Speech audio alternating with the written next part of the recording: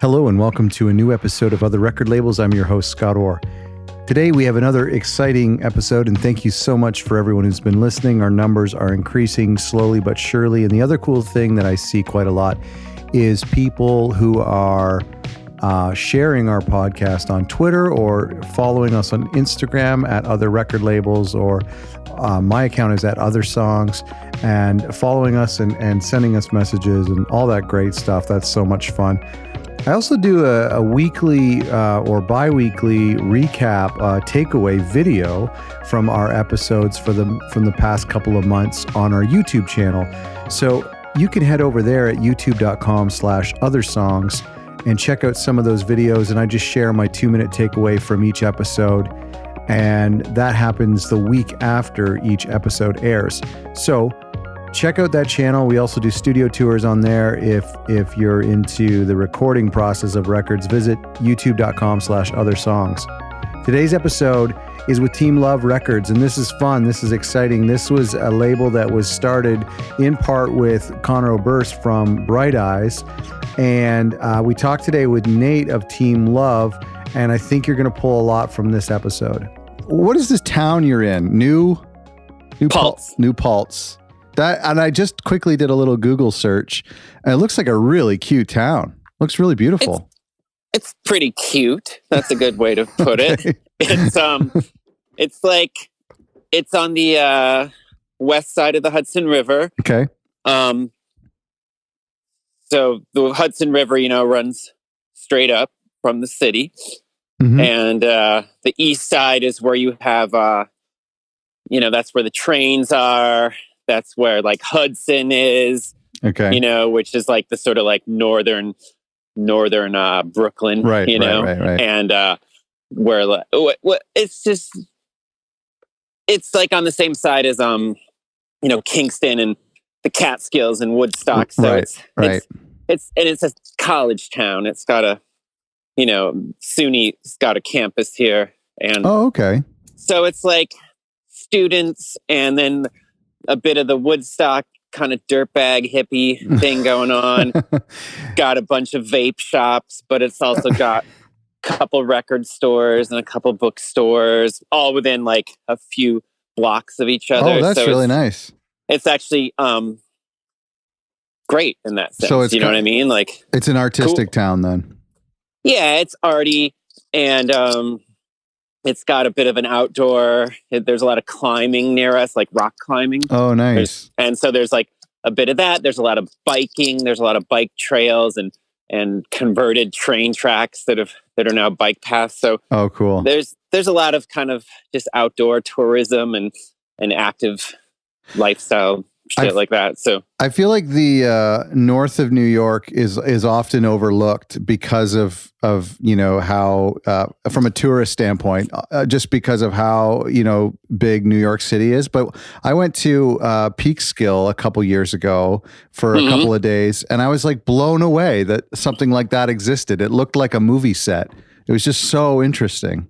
Yeah, it's neat how you can get very small town pretty quickly when you go north from the city, We moved up here 10 years ago from New York, and I was not very familiar with this area when we did move here. We moved here sort of, I wouldn't say on a whim, but without a lot of research involved. We just thought, fuck it, let's just try something different. Yeah. And the Felice brothers at the time were kind of based around New Paltz. Okay. And they were a band that Team Love had done some records with. So I had a tiny little, I'd been up here once to hang out with them. You know what I mean? So versus all the other towns around here, this was a town I'd been to. So I was like, well, I know this one place. And so you were working in music in New York, and was that, that couldn't have been a business decision to move out of New York City. Was that a personal decision? No, it's personal. We had a child, right? Right. And we were living. My wife and I were living in Manhattan on Washington Square, in this really fun, super expensive Yeah. beyond our means apartment. And we were like, let's move to Brooklyn like you do when you have a kid and Right. get a bigger place. And that was a fucking disaster because there wasn't really like that didn't really exist. Okay. Like maybe you could get like, well, my experience was, you could maybe get like 500 extra square feet and maybe save $500, but you were still basically paying a fortune for Right. very little space. Right. And so we kept looking and looking and going further and further and further out, like it just kind of eventually we were like, ugh, Yeah. this sucks. And so then we just sort of reset our thinking, and we're like, let's throw out that script and think about something else. And then when we started thinking about moving, like actually out of the city, and that idea Were you worried was about how much more adventurous and seemed like much more exciting? Right, so right. We did that. When I was talking with Mike Sniper at Capture Tracks, he was telling me how there was so many labels within the same, city block in Brooklyn. Were you worried about how that would affect your business, not being so connected to other people or kind of being out of that major scene and where shows are every night? Were you worried about that? Yes and no. I mean, I had yes and no. I mean, it kind of gets to the root of the identity of the label itself, which was always that I've always kind of treated the label as a something that I didn't want in any way to be easily pigeonholed or classified as a certain type of label, Okay.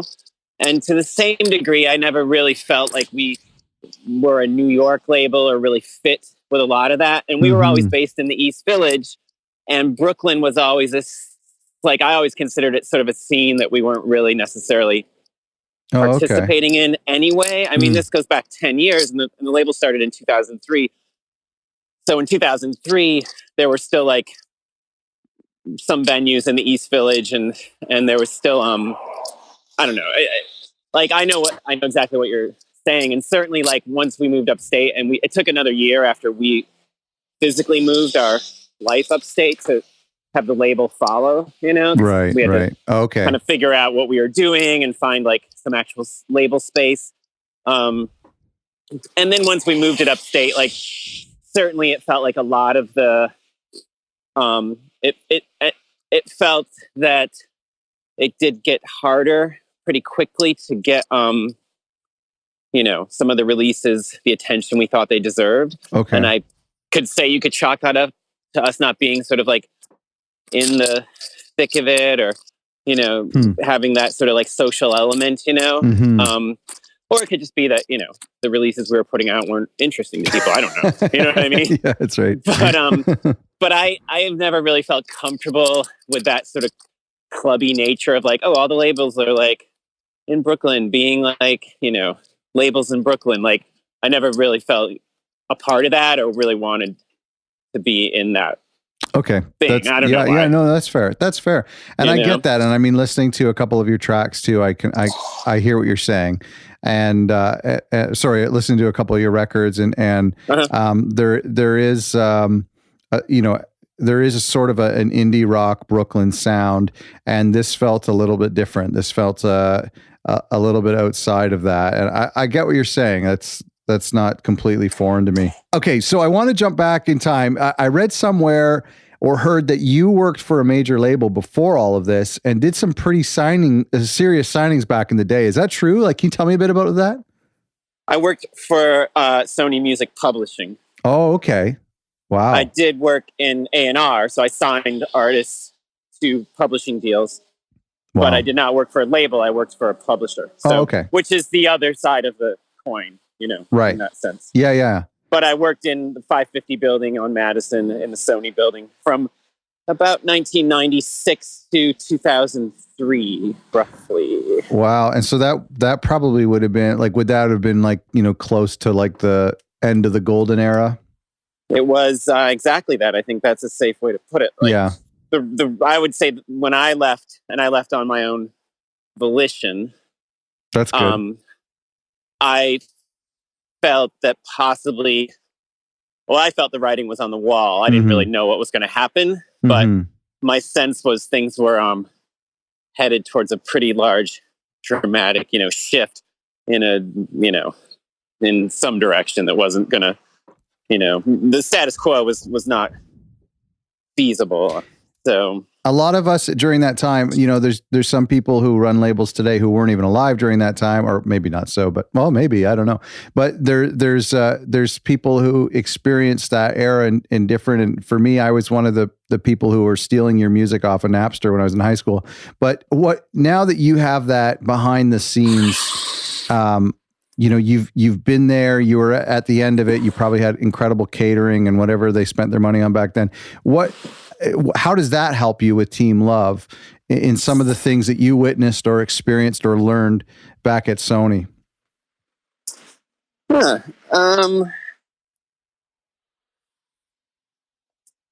guess, that's kind of a tough question, because that was both, a major media company, or whatever you want to call them, entertainment company. Yeah. And it was a kind of a microcosm within the company. Like the publishing wing of Sony was sort of under the radar to some extent, and we had a fair amount of freedom. So it was kind of a unique moment, but it was during it was still during the heyday. Yeah. In a way. Yeah. And that world, I don't think it really exists too much anymore. Right. I guess one way I feel like it helps me is a lot of a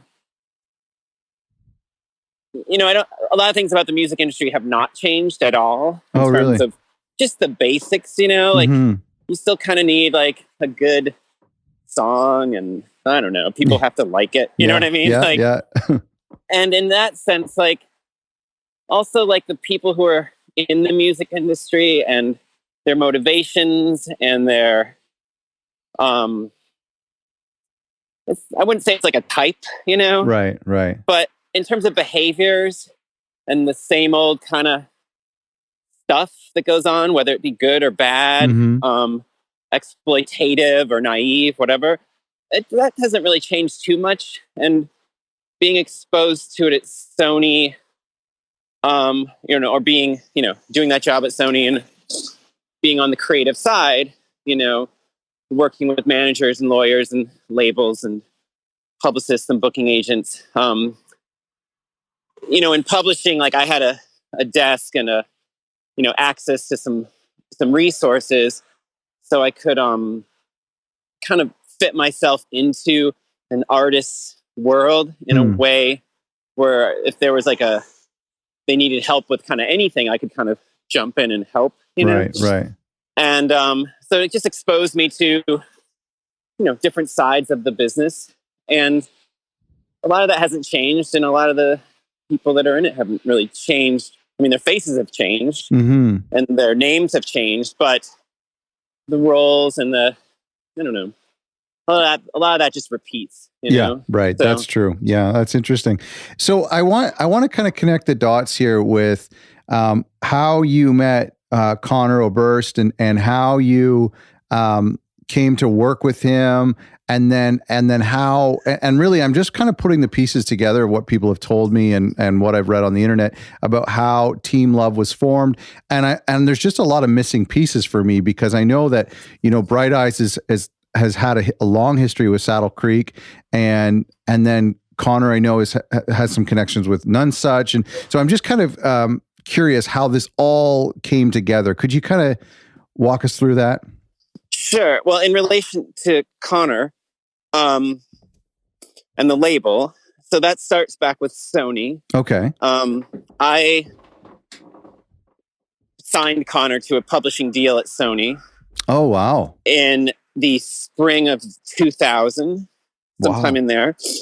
I first met him over the phone in, the winter of 99. And then I went out and saw him perform in Chicago as Bright Eyes in the winter, right after the new year, right after the millennium. And we did a publishing deal shortly after that.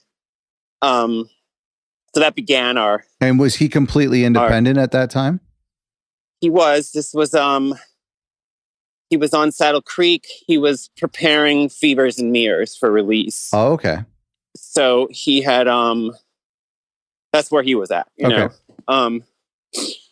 So once we met, as I said before, with kind of being, you know, at a desk in Midtown Manhattan with some resources and, you know, sort of the ability to jump in where there was the need to help with an artist. Like with him, things were on the up, and I sensed after about a year of working with him and getting to know him that he could really use like a manager. You know, he had an agent at that point.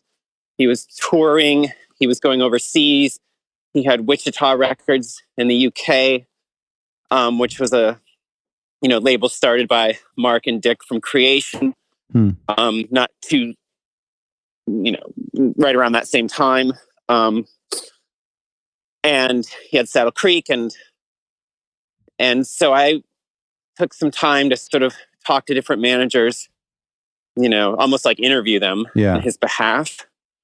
And nothing really clicked on that front. At the same time, at some point in there, he moved to New York. He moved into like the spare bedroom I had a 2-bedroom apartment.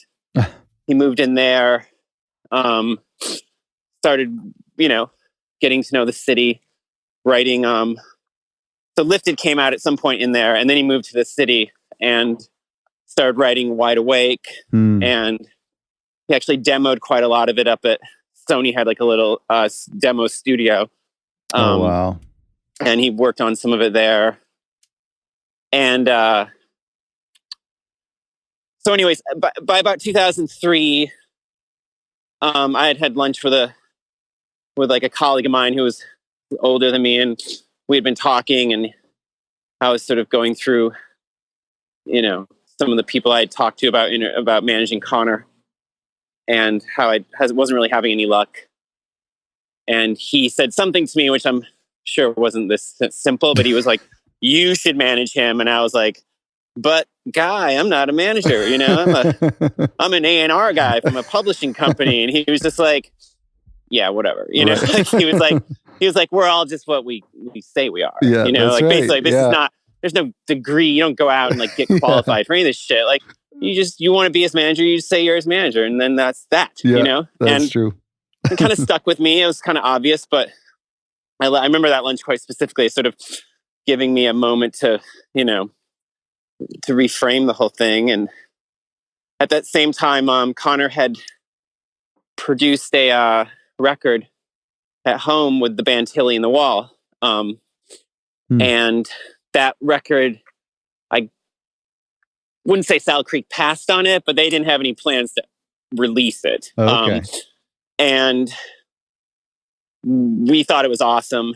And so after, you know, a couple like late night hangs at the apartment and talking, and this idea sort of took shape that maybe we could start a new label. And Tilly and the Wall would be the first release. And at the same time, like I could start managing him. This would mean like resigning from Sony, but basically like, you know, doing something different and starting, you know, the two things like kind of came out of the same moment, the label and management. With him. Was that a bold move back then? I mean, especially living in New York, and I imagine that Sony was a nice steady paycheck. Was that a risky move? Well, I wouldn't say that, because that would make it sound like I was like brave or something, you know, like I was having I spent years at Sony, like going to work every day, assuming I would be fired that day because they'd figure out that I was not like at all the right person for this job. You know, this was like during like new metal and all this shit. And I'd be, you know, they'd be like, "What do you think of the fucking POD record or something?" And I'd be like, I would kind of, like, I didn't know. I mean, I knew the music in the sense of like, I knew I hated it, and I knew it was expensive to be involved with. You know what I mean? This is all like, there was $1 million deals left and right for the publishing, for the label, you know, and all this stuff. So I just kind of did what a lot of people in corporate structures do, which is like you learn how to, you know, non-commit while sort of seeming like you know what you're doing. You know what I mean? Like you don't really like put your neck out. At the same time, I was signing like quite a lot of music on the side that I thought was cool, but I guess like to me, I was like, I'm not really bringing anything to the table here that's like making them any money, you know? So I see. Okay. So at some point they're going to be like, this fucking guy, you know, like, why is he here? Like, he doesn't even like Limp Bizkit or whatever, you know, like, but then what happened just real briefly was I had signed a guy named Jesse Harris, and Jesse, he was the first guy I ever signed to Sony. And he ended up he wrote about 5 or 6 of the songs on the first Norah Jones record, including the single. So in the same kind of week, in the same kind of year, like I went from kind of being like the scrappy young guy at the label or the company who didn't, I don't know, who thought he was going to get fired every day, to they were like, oh shit, like you got us like a Grammy for this Norah song, and we're making some money, and you got Conor, and like, it looks like Rolling Stone and Spin and all those people like that dude. And I'd signed like Glassjaw that were getting some love. Wow. And so suddenly Sony was like, oh, this guy's like, he's pretty fucking good. And they, and they like gave me like a, better contract and more money. And it was kind of at that point that I left, Oh, wow. Like it was only like within a year of like a year after all that happened, like Norah and Jesse winning all their Grammys and, Lifted had come out and gotten a lot of love and whatever. So I left Sony on kind of on a high note, where I went from thinking I'm going to get fired to thinking like kind of having the same insecurities, but being like, now they actually think I've got some sort of skills. Right. And they're going to, but it wasn't, again, I didn't like leave because I was like worried that Sony was going to like, discover me. What I saw going on in the industry was we would be in meetings and there'd be discussion about, going back to your reference to Napster, we would be discussing, or I was witnessing that moment when the RIAA was suing some individuals. Yeah, like suing grandma because fucking some kid had downloaded a bunch of shitty records onto her computer, and they sue her for like $20 million or whatever that formula was that they were like, they somehow decided was like the gold standard of, and then grandma would be like, oh, well, I only got like $3,800 in my account. And they'd be like, all right, give us that, And I was like, well, this is totally wrong. You've turned your consumers into like a target, and you're aggressively like, like hurting them. Oh, so totally. That seems like a bad idea. And just in general, it was obvious that like shit was about to, go get flipped upside down. Right. So I left kind of because I thought the idea of starting Team Love, and, I was spending a lot of time with Conor and doing a lot of the managerial stuff for him at that point. So to me, I was like, I'm enjoying this. This is fun. I think this artist is like a once in a lifetime artist, and I want to help him in any way I can because, I'm invested in this emotionally and I think I can do some good here. And I don't see anything at Sony really like being that great other than like a paycheck and an expense account. And I don't know if that's going to last long anyway. Right. So. Did you ever think that there would be a future home for Conor at Team Love? Did you, or like, what was your thought there? No. We didn't, that was never like a plan or like it was more just like the basic, dream of having your own label, Okay. Yeah. And I mean, Conor had been one of the founders of Saddle Creek, so he'd kind of been through that before, and he also,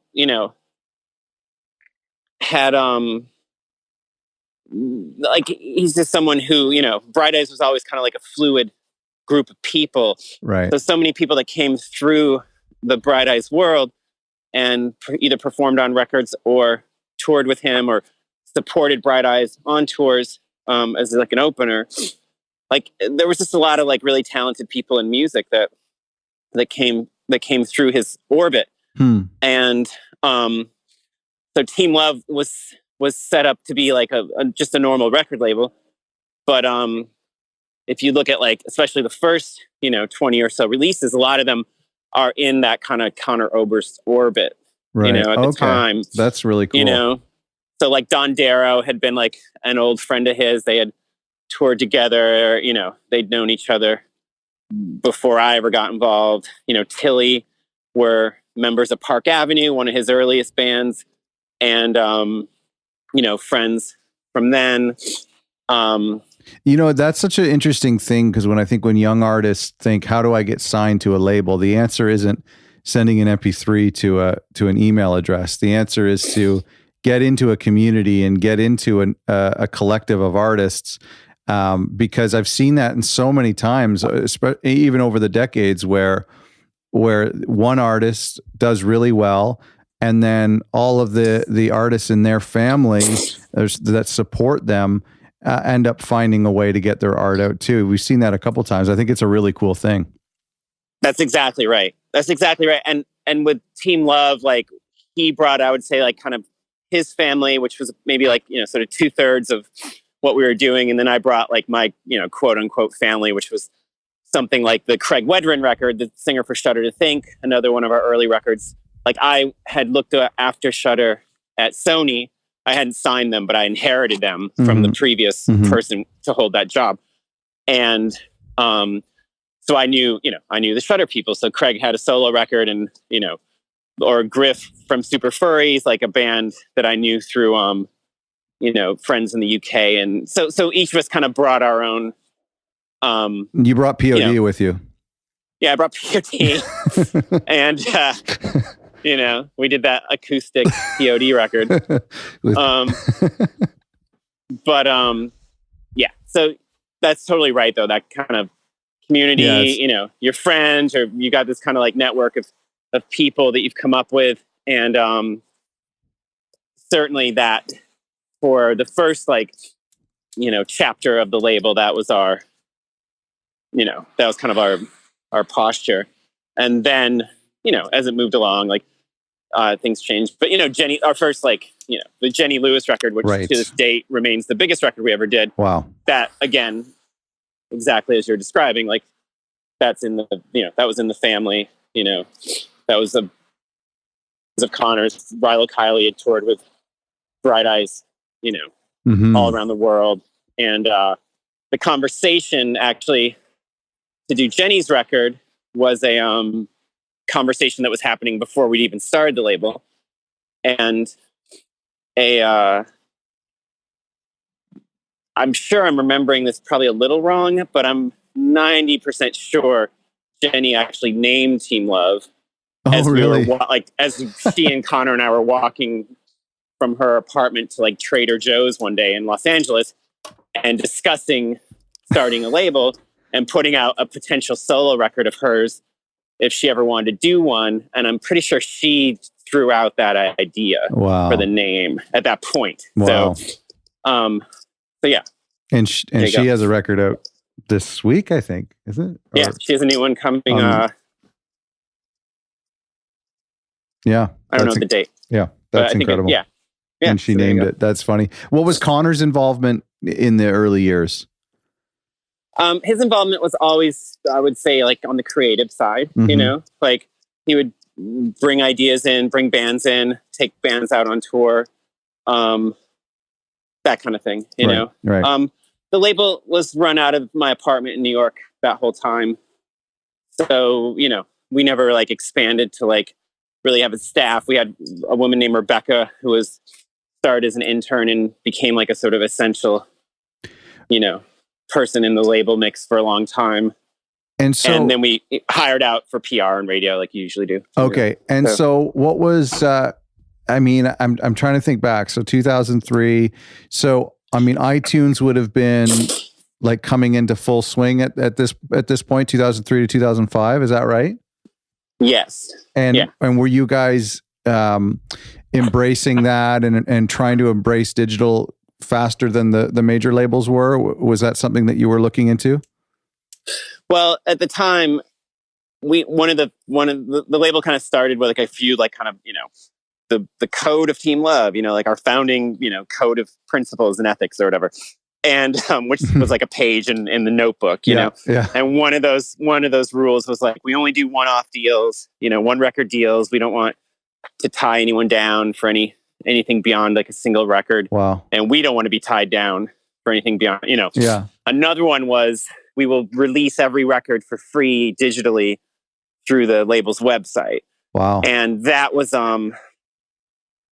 completely in response to, again, that kind of phenomena of the major groups suing.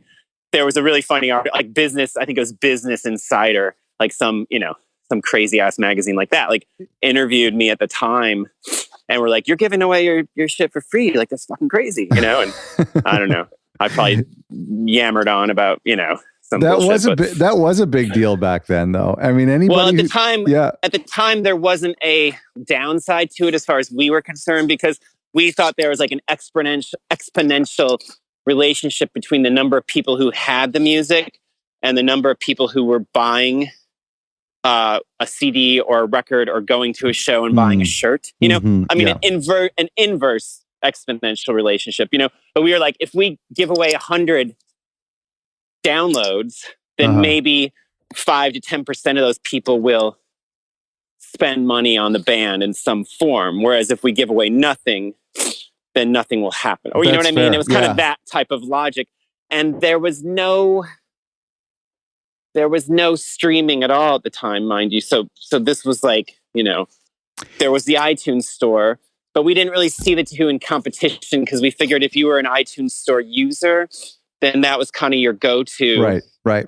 And there wasn't as many, like you actually have to think back to in the early 2000s, like not everybody had a way to play MP3s portably. Like that was not everybody owned an iPod in 2003, Absolutely. 2004. I think at that point, probably CDs were still had the largest chunk of the biggest wedge in the pie. So that's what you would do then. Is that where you would get the money? If you're giving away downloads, was every release getting a CD? Were you doing vinyl at that point? We were doing CD and vinyl for everything. And certainly like the majority of the revenue was coming through physical sales. I would say, I don't know, by the latter half of the decade, that had completely shifted to the MP3 store model, iTunes. Okay. And you started making money off of and we never really saw like any issue with like the giving away of records with it never, I mean, there's no way to, actually quantify it, I don't think, but it never felt like we were, lacking in MP3 sales. Right. Because of that.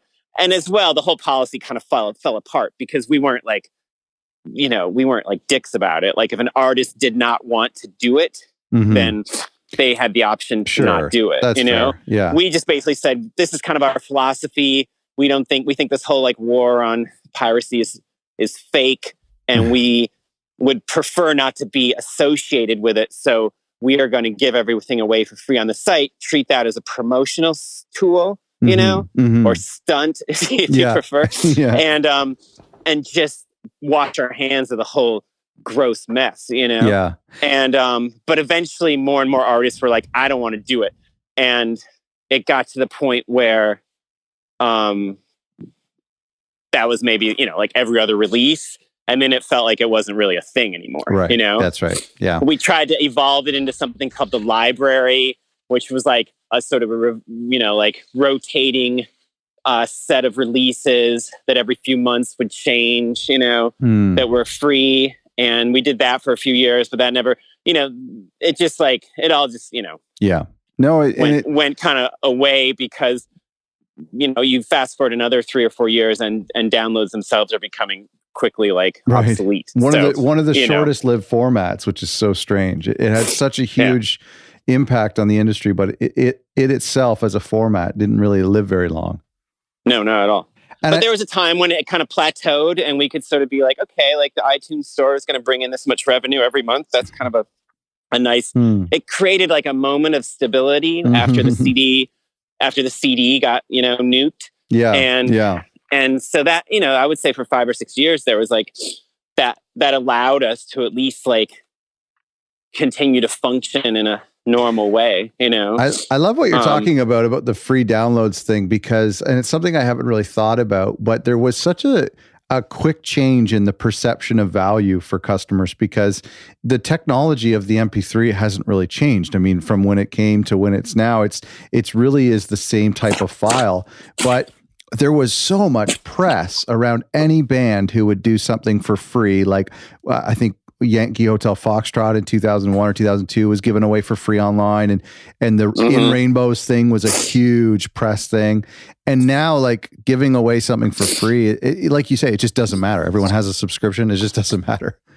Yeah. Well, it was always a little bit, it was almost like the words, like the language didn't really fit with what was happening, because you would monetize these things. And so they had value for a moment, but they also had an endless,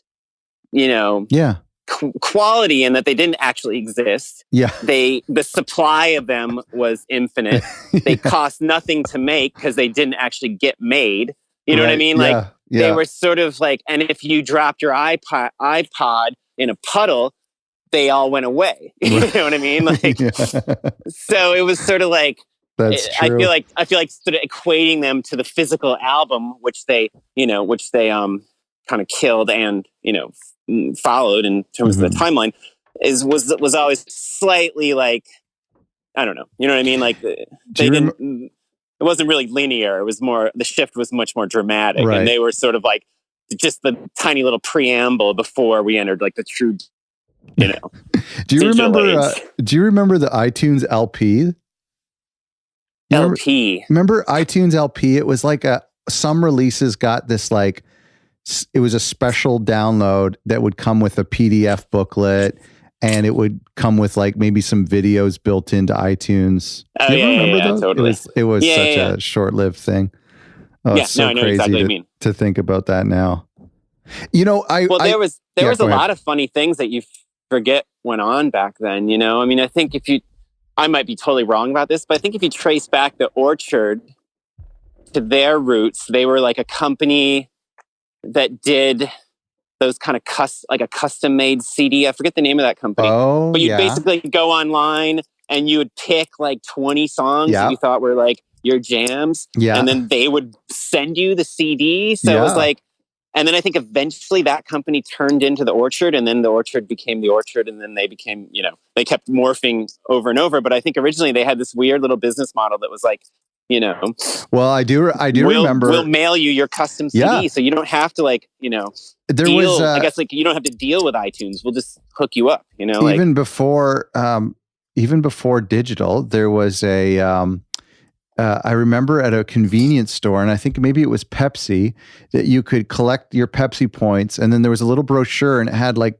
30 songs, and you just check the songs you want and mail it away, and then they would mail you back a CD. With something like that. Yeah, maybe it did. Oh, it's so crazy. So now I remember, I was watching a video with you, and this is 2015. So this would have been 4 years ago. And you were talking about, you were a little bit worried about Spotify and streaming. And I remember 2015 was a very significant year, because 2015 was when Apple Music launched, and Apple Music gave out 3 months free of streaming. And I feel like that was kind of the tipping point for streaming, because Spotify was something for young people and for techie people, but I don't think it really had hit the masses yet. But then when Apple Music kind of tipped everybody into streaming, I just personally remember 2015 being a very significant year for that.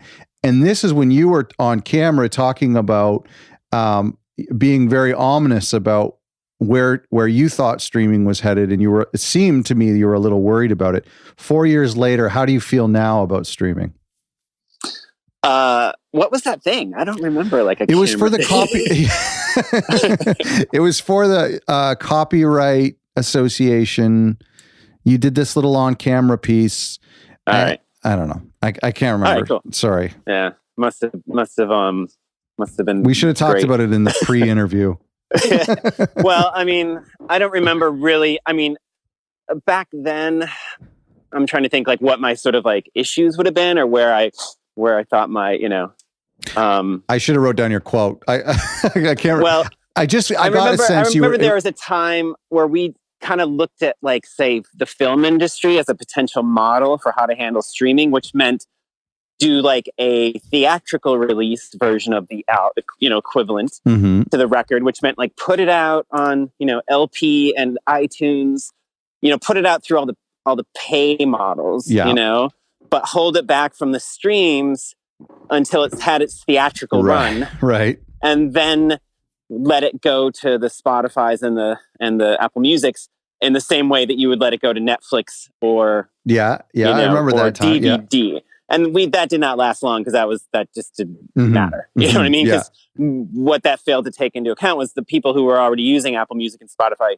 just weren't going to give a shit what you were doing. You know what I mean? If it wasn't on their platform, it didn't exist. You know?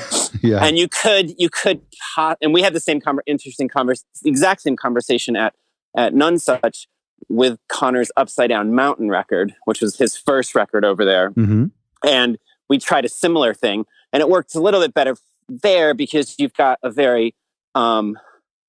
strong core fan base who will follow you to a medium almost. You know what I mean? Yes, so that's true. Maybe they haven't bought a CD in a year and a half, but if the new Conor records are only going to be available on CD or, through these formats, they might go ahead and buy a CD, or they might just wait 6 months for it to come out on Spotify. By the time we got to the next Conor record, which was Ruminations, that was not a conversation being had at all. Right. Like it kind of seemed like it had been years ago. Even though I think it had been like by 2016. Yeah, that's right. Yeah. But to answer your actual question, like what's my kind of current take on it? I don't know, man.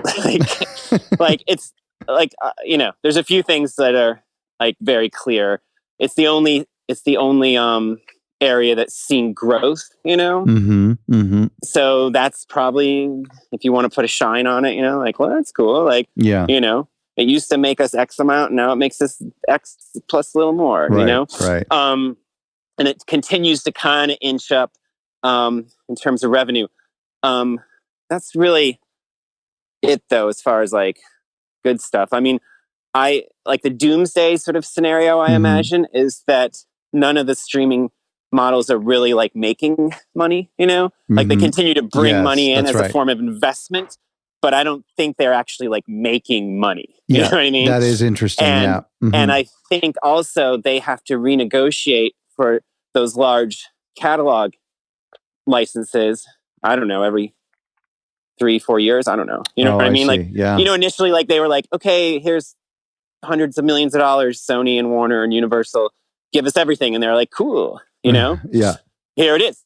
And so at some point that those things have to be constantly renegotiated, and both parties are going to want to improve their positioning in the deal. Right. And at any point, any of those major companies could be like, well, you know what? Spotify, like, if you're not going to like play ball, then we're going to take our, 200 million songs and we'll see you later, because that's a good point.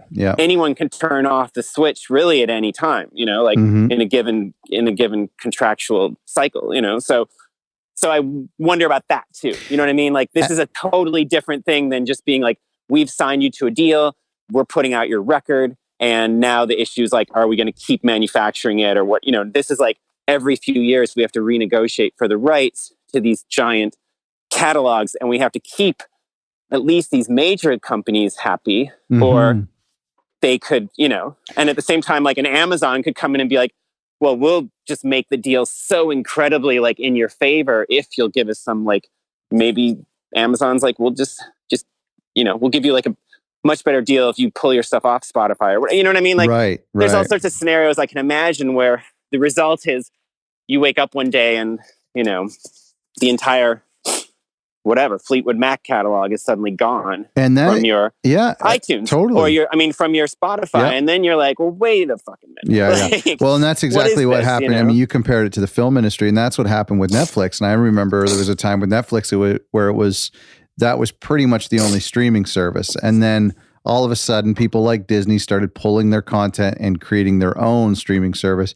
That would be, and so now if you want to watch all your favorite TV shows, you have to subscribe to Netflix and Hulu and HBO. And so I do see that is a little worrisome, and gosh, I hope that doesn't happen.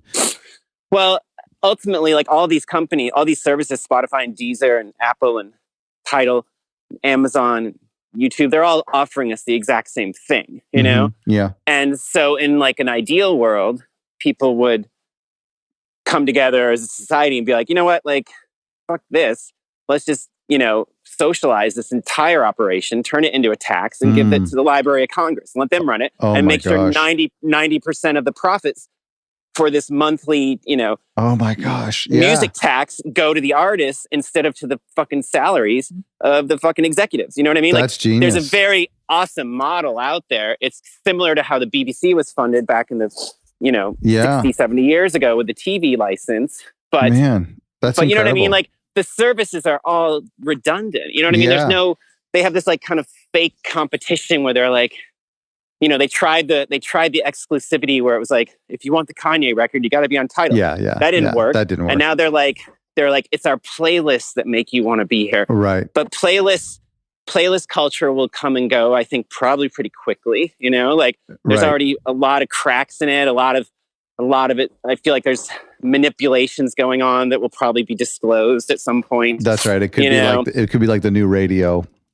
Yeah, and at the same time, you're like, certainly, I mean, from a label point of view, I don't really have the consumer experience that consumers have because, we have all these things, but I couldn't imagine paying for Apple and Spotify and like another one, So if these companies are competing for me, but they're offering the same thing or they're like, ours is like, the quality is better or the interface is better, or we've added like a social media element, so you can see what your friends are listening to or whatever.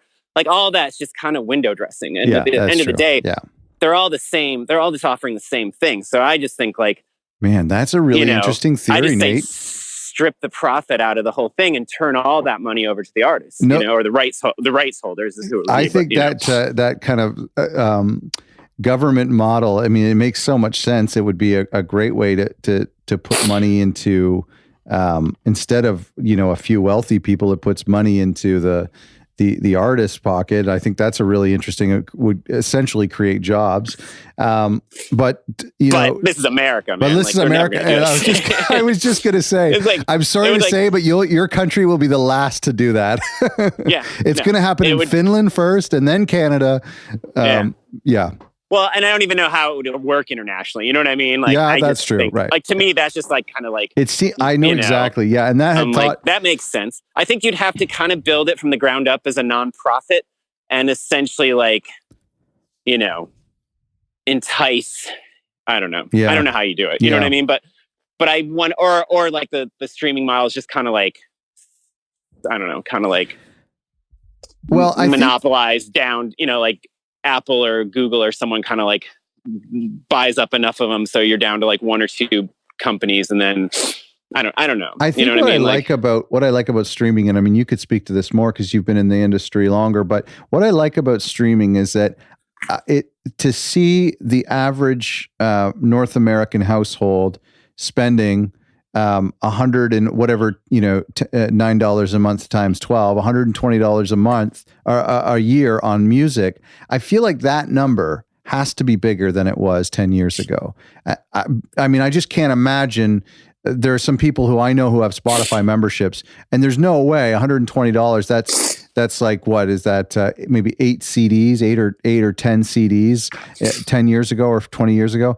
I can't imagine that they were spending that much on recorded music. So I just feel like, to me, one of the positives is seeing so many people committing $120 a year to music.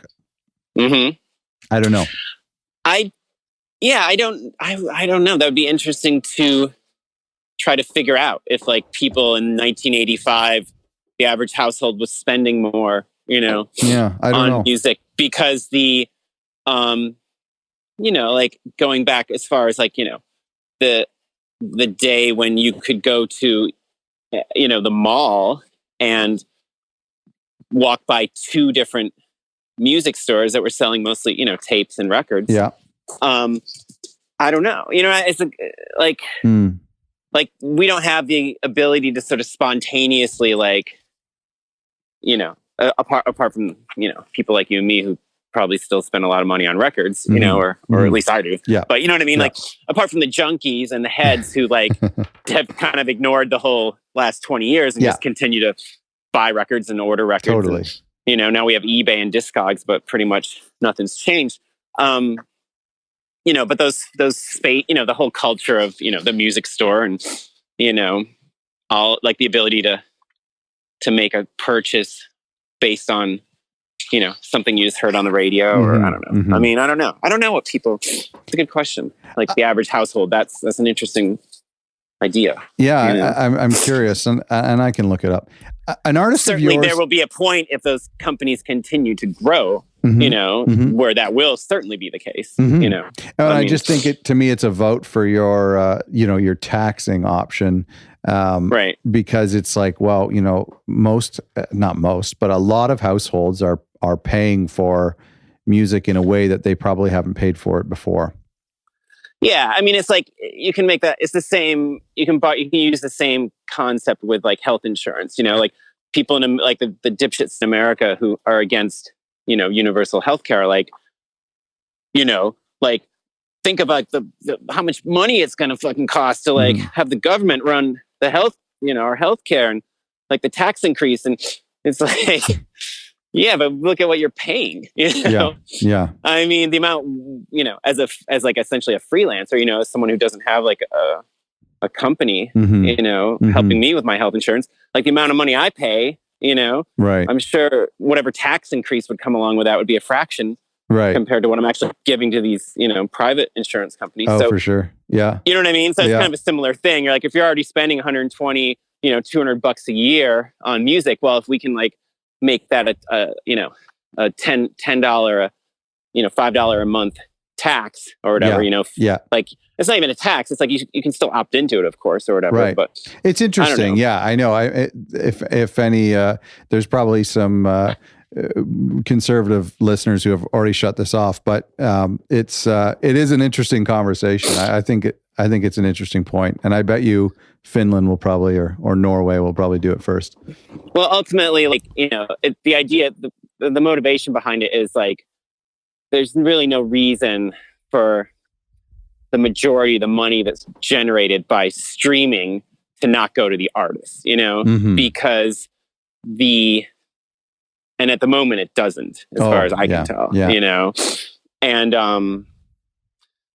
I don't know, to go back to your question, my other sort of issue with streaming that I find like where there's room to potentially like switch the game up a bit is, and I could be totally wrong about this. So let me just put it out there. But my understanding of the way the revenue models work, or the way the artist share models work, is, if you, Scott, are spending $10 a month on Spotify and you only listen to John Prine, right.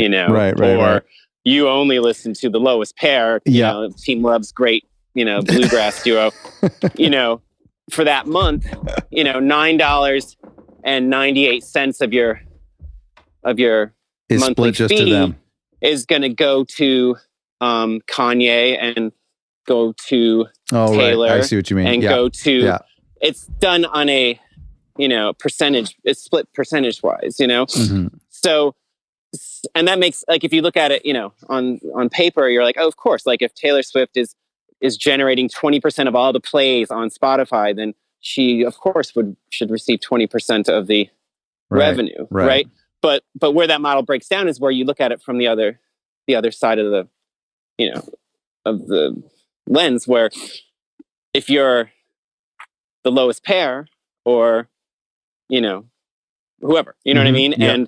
And like Scott is listening to only that music in the month,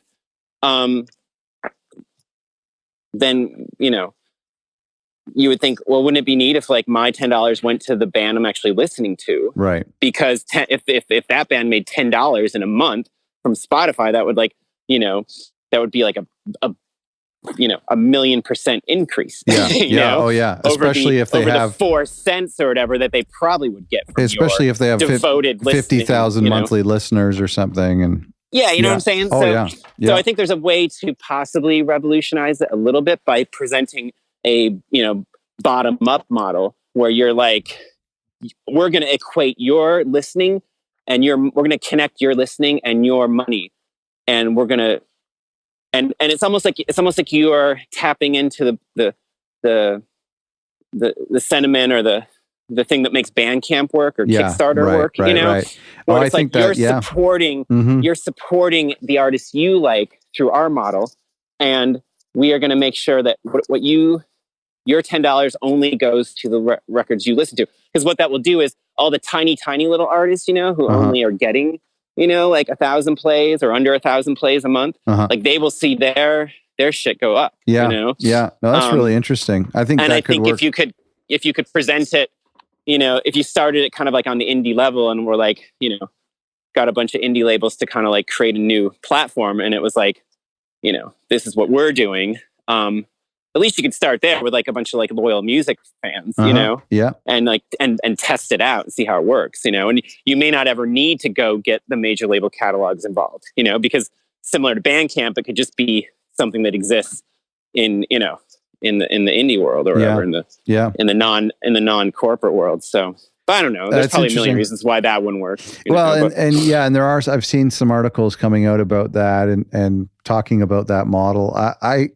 I'm weary because I'm open to see some change where moderate artists are doing well, but I'm weary because the change could also be bad. It's like getting a new neighbor. Could be good, it could be bad. Yeah. So I'm a little worried about that.